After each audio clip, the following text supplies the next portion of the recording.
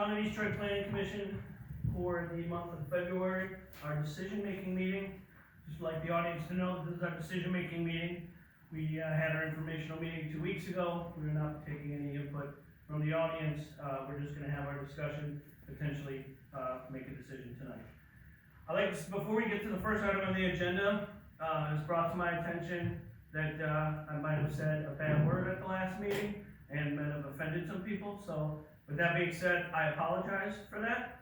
However, if there's ever a problem with me, I would prefer you come and talk to me about it rather than waste town resources and have Jim Mills write me a letter. So just want to get that out in the open. First item on the agenda is to review and approve the Plan Commission minutes from February 5th. Anybody have any issues with last meeting's minutes? I go for the approved minutes from the last meeting. We have a motion to approve. Do we have a second? Second. All those in favor? Opposed? Motion carries.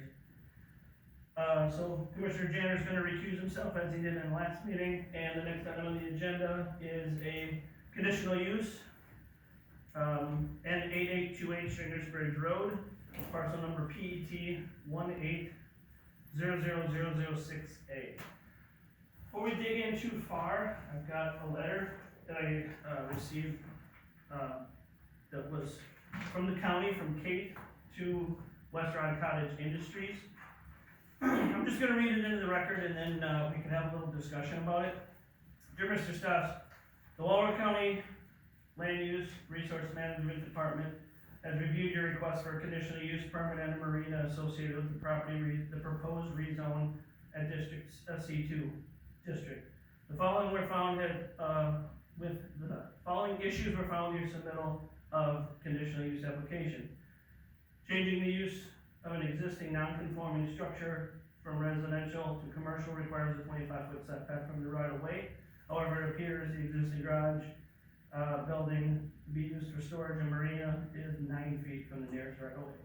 Changing the size of the next item, changing the size, non-conforming structure from 20.4 by 19.5 to 20.4 to 24 requires a 25-foot setback from the road. However, it appears the existing structure is 9 feet from the road. The county will not be able to act on the request for a conditional use permit on the property which the existing building is located without a variance or setback from the right of way requirement first be accomplished. Please be advised the conditional use petition shall be placed on hold for 30 days to allow time for the application and variances to be made. This notice is being provided as a courtesy to assist you in bringing your property into compliance with zoning district requirements. It is your responsibility as site owner to ensure the use of the property complies with Walworth County zoning ordinance, Kate Hastings.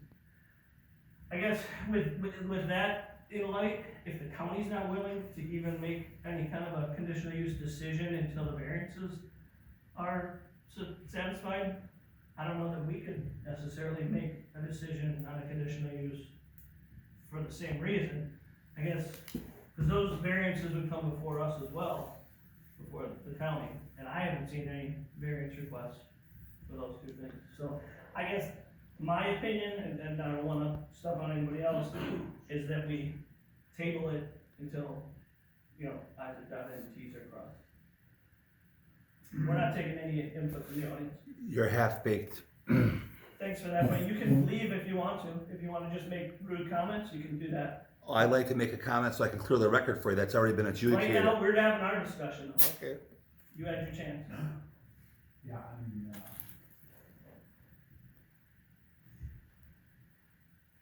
I guess we could use this as similar information to allow us to make our decision. But I think some of us have done some research and there's even additional information that I can share with you guys. I have no problem getting that out. I mean, if you guys feel, hey, let's make our decision, or, absolutely, yeah. Maybe you just talk about the additional information, whether, Right. I guess you guys can decide as a group whether you want to vote. Sure. But, since the last meeting, I did quite a bit of research. One of the issues, if everybody recalls, came up former town supervisor, the former town chairman, Bob Miller, was here and talked about an incident that occurred, 20-some years ago, with illegal or unpermitted land disturbance that was being done by the applicant. And the applicant denied that ever happened. Well, I found the information in the county's records about what did happen, and I'd just like everybody to hear this, because I think it's relevant. So, in September of 2005, the town, made a complaint to the county about, unpermitted land disturbance, being done. And, the county contacted, the applicant and asked him to stop work. Over the course of the next 6 weeks, the applicant continued to work without a permit. And was told to stop, numerous times. What the applicant did, he basically dug out the whole side of the hill, the whole side of the hill to create the parking, area that's there now. So he did that illegally and without a permit.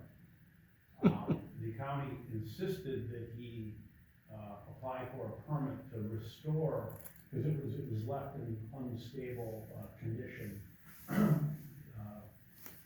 The slope was too steep, it was in a road, so the applicant hired a landscaping company to do some drawings, and he modified the slope and stabilized it.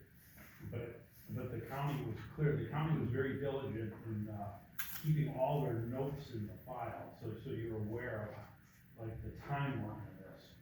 It started with a complaint in September, and as I said, he continued to work without a permit for 6 to 7 weeks.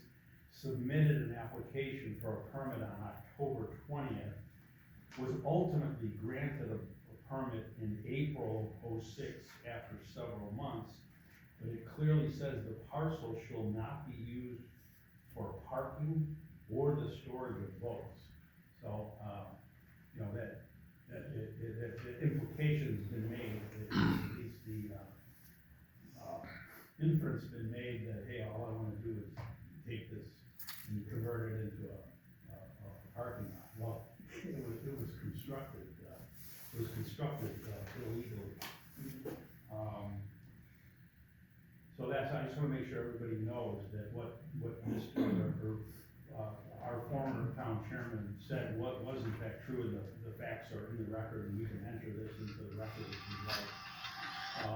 The other thing I was told, or the other thing I found in doing my research is, and maybe a lot of you know this, but in January, well, in 2012, the applicant was cited for illegally operating marina in C4 zone district, which is exactly the situation we're being asked for here today. So the applicant didn't disagree with the citation, it fought it in county court, it lost, and then it was appealed in Wisconsin appellate court, and the appellate court upheld the county decision. So I think we just keep coming back and revisiting the same thing over and over again with what I guess the applicant assumes the decision makers are gonna forget what has transpired in the past. And then, let me just get my thoughts here, what else did I learn? I guess we're not, whether we make a decision or not, I don't know, but to me, the single biggest situation is that, we're being asked to consider a conditional use for a marina in C4. And under Walworth County C4, which we all know is shoreland wetland district, a marina is not a permitted use or an allowed conditional use, And therefore, for section 74-179, C4, paragraph C, it is a prohibited use. So, I don't know how we can endorse it. Sure. I think it would be it'd be good to get copies of everything together for the rest of it. I did a little research, mine's pretty quick, I think, I looked into there was that concern around parking, because commercial parking allowed on NC2. So basically it's under 75-203 lists out all the parking conditions for under shoreline zoning. Essentially, there's provisions in there that you have to have a stall per bedroom or per every 2 bedrooms, that sort of thing is detailed out. And then for commercial uses, you need to have stalls that reflect the intensity of the commercial use. So if it's a dentist's office with, space for 50, there are 4 employees and 4 customers, maybe 8 spots. If it's a movie theater, many more spots. So it's generally the county ordinance kind of highlights how many parking spots you might need to facilitate your use. So you might, if you read it, it doesn't detail anything out for arenas, but if there's 10 arena slips and expect up to 10 customers, you need 10 parking spots. Spoke with Darren at the county in terms of ingress and egress into the property, and impact to traffic on the roadway, that sort of thing. And he indicated the county doesn't really evaluate that because it's a town road. They would if it were a county road, but given that this is off of a town road, any ingress, egress, traffic type concerns would fall to the township, not really the county. So they're not really going to look into any of that. I think some of the comments we got from the public, there's some concerns around impact to traffic up and down Stringers Bridge Road. I would have a concern around if we're picking up boats or launching boats from the road. I think there's a resident that provided an image of a telehandler on Stringers Bridge. I don't recall if it's literally on the bridge or next to the bridge, and we'll have a picture there. But I just think, like, in that type of situation, what if there's an emergency and there's an ambulance or a fire truck that has to come down Stringers Bridge Road? I just don't know how you go through it. It would delay the emergency response. So I'm not an expert on that, but I think if we wanted, I think I have enough of concern where I'd like to get some input if we did wanna get to a point where we're making that decision, get some input from the fire chief or the police chief from safety concerns. If there's commercial traffic right next to the bridge like that, or if there's construction vehicles being used to bring boats in, out of the water. So that's kind of what I looked at. Dangerous spot. Cause you're coming down a hill, coming around the corner, coming down a hill. By the time you get down there, these are probably that, they can cause accidents. Yeah, so I do know, like, with I-43, and I live over in the Miramar subdivision, right, there, if you try to put a driveway in too close to the bridge that goes over the freeway, the state DOT actually reviews that and denies those sorts of things. Now, state DOT doesn't get involved with the town road, but I think it's a similar concern where ingress and egress really close to the bridge. Bridges are common. Is that the bridge is county? Yes. Okay, so perhaps the county would evaluate. Yes. Okay.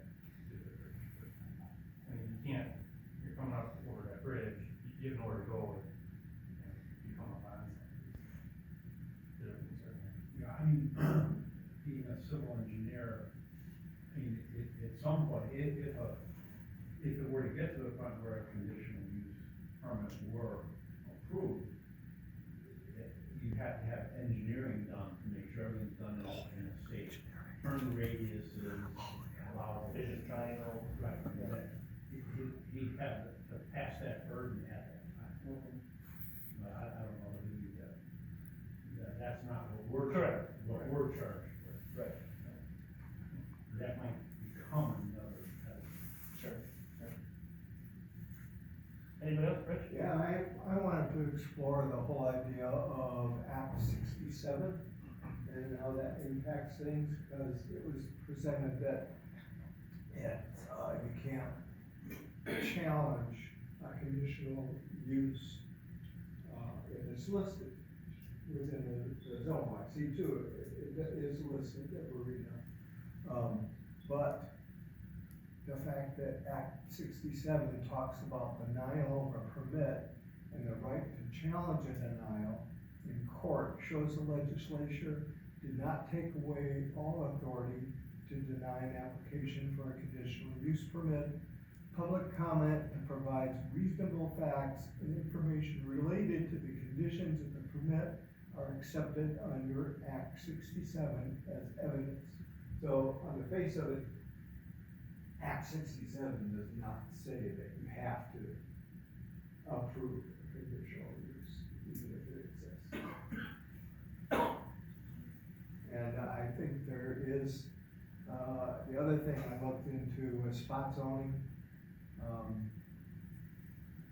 And found that spot zoning in general is against sound public policy, obnoxious to the law, is instantly suspect of being done to accommodate a particular interest and not for the general welfare of the community. Now that's kind of, the horse is out of the barn on that. It's already been spot zoned by the town board and the county.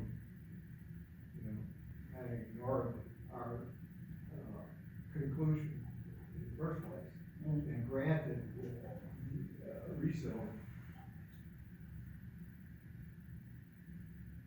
I think there's also a number of other things that could be presented if we got past all these other issues. There's still more stuff. There was evidence presented that a marina would significantly damage the sensitive area. 7, and that was presented by 2 people that are qualified experts and part of the Lake Eula Management District. So I think all in all, that just kind of says that there's some issues here. Sure. Thanks. Anybody else have anything to comment, Paul? Dave? Alright, I mean, I guess obviously in light of everything, if we wanted to make our decision tonight, we can make our decision tonight. I don't know what your thoughts are on that, Ben. I know you kind of referenced maybe doing a little more research. Yes, there, as Rich mentioned, there's, in our eyes, how many strikes against.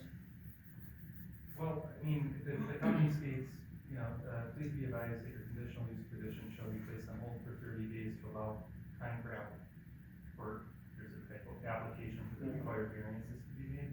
I think we could provide the same accommodation to the applicant here. I'm not applying for a variance. 30 days from what date? Table it until our next decision meeting, that's about 30 days. Sure. I guess I'm not. Could I say something? No, we're still discussing. When you're done, can I say something? No, tonight is not about, I'm sorry, it's not about the public. There's a letter We're on- having our decision there's a letter tonight. on file. And you're not talking, and you're not gonna interrupt our meeting, Well, you guys got it all wrong. but we don't, You do. okay? Okay, carry Well, on. that's your opinion, so. Carry we can on. Bring it up later.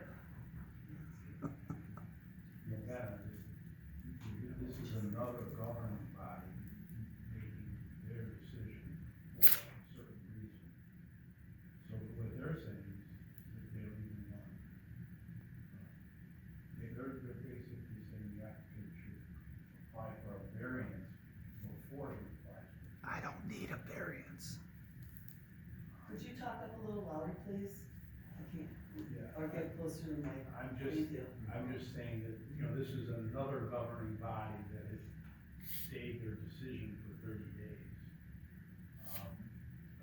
And they appear to be saying a variance needs to be applied for prior to the consideration of the conditional use permit. I guess we could use that as part of our decision, but I don't know why we. I mean, we're advisory to Walworth County, we're advisory to the town board, Yeah. and then through them to Walworth County. So, guess the biggest reason why I brought it up is the ultimate decision maker that we're advising in October of last year didn't wanna hear the conditional use. Right, if this went through, they wouldn't act on it.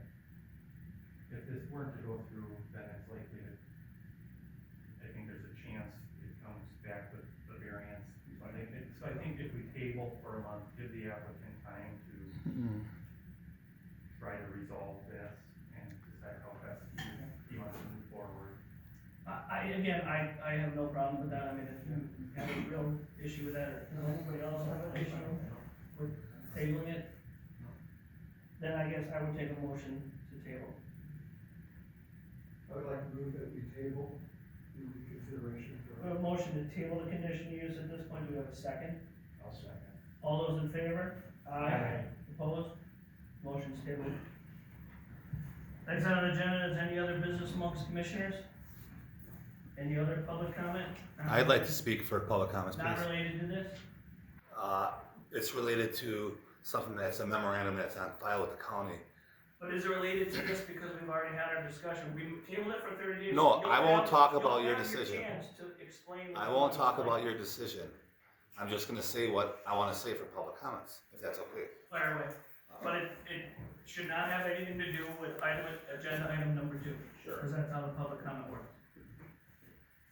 I'd like to make a public comment that by you not allowing me to speak during the time frame, there's already a memorandum on file that states that I'm not gonna use my building for commercial use, and that I could move forward. If you would've dug a little deeper into your records at the county, you would've already known that, so you're just wasting everybody's time, thank you.